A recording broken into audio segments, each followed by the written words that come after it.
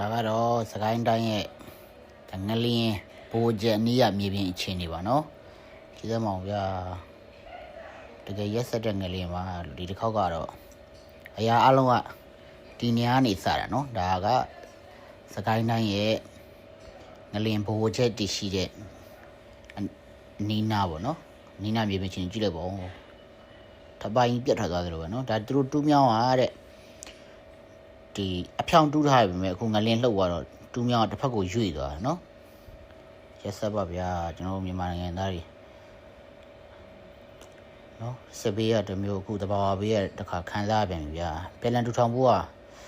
မလွယ်တော့ဘူးဗျာအားလုံးလဲကြည့်စိုက်ကြပါနော်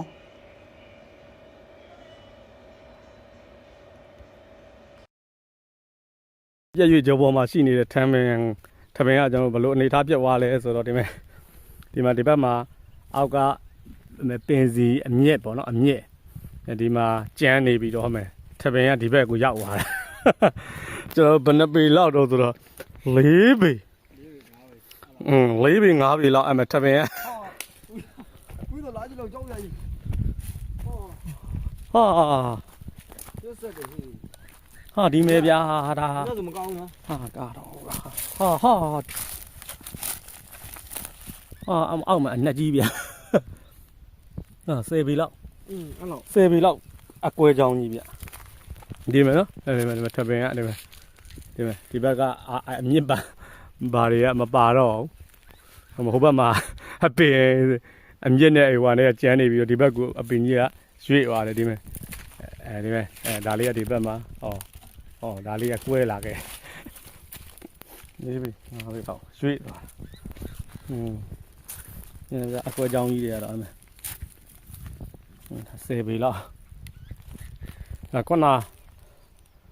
ဟိုနဲ့ဒီဘက်နဲ့ဆိုရင်ငလင်းကြောကြီးကဒီတိုင်းထောက်ချောက်ကြီးကွဲသွားတာကျွန်တော်လိုက်တော့ကြည့်လိုက်အောင်မယ်ဘယ်နှမိုင်လောက်ထိအောင်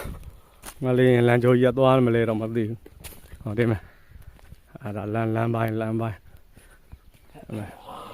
ဘေးမှာငလင်းကြောအကြောင်းလိုက်ကြီး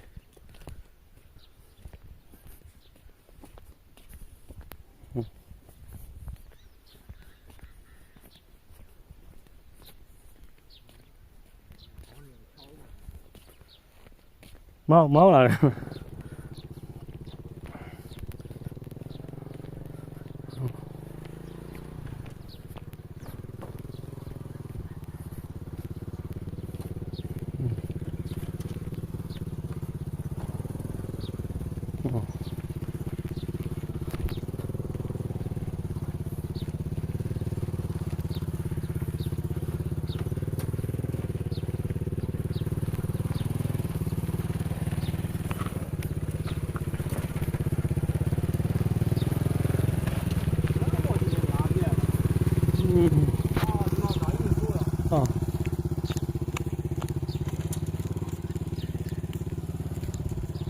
ဒီမဲ့ဟောဝါဒီမဲ့လမ်းကြီးကျုံကြသွားတာကဲကူလာဦးဟဲ့တော့သိ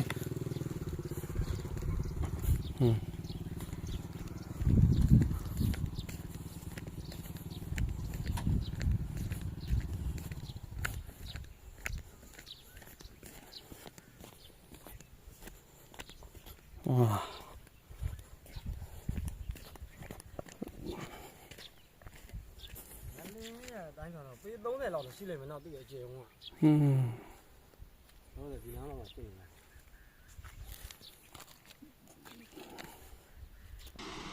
ငလင်းဘယ်လောက်ကျန်းလဲကြည့်လိုက်ပါဦး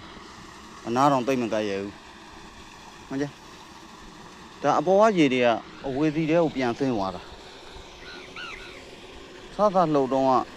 ကြောက်တာဆလှုပ်တော့ကရေတွေကအပေါ်ရှန်တက်လာပြီးတော့အင်းထဲကိုရေတွေဝင်သွားအခုတခါငလင်းလှုပ်ပြီးတော့အင်းထဲကရေတွေကဥမာကြည့်ကိုအဝေးစီတွေကိုပြန်ဆင်းသွားတာကြောက်စရာကြီးနော်မှန်ကြအင်းထဲကရေတွေဥမာအဝေးစီကိုအနက်ကြီးပဲအဝေးစီကိုပြန်ဆင်းသွားတာရေကြီးကနှစ်ချမ်းကွဲသွား